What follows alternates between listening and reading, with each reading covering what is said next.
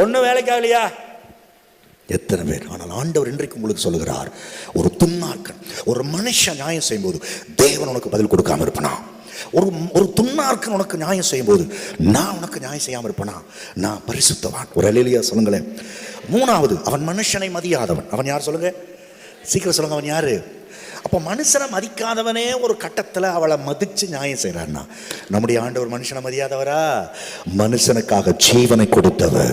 மனுஷனை மதிச்சதுனாலதான் இந்த உலகத்துக்கு அவர் வந்தாரு. மனுஷனை மதிச்சதுனாலதான் சிங்காசனத்தை விட்டு எழும்பி இங்க சாதாரண ஒரு இந்த தரையில நடந்து ஒரு சாதாரண வீட்டில் பிறந்து ஒரு மாம்சமான ஒரு மனுஷனாக இந்த உலகத்துக்கு வந்தாரையா.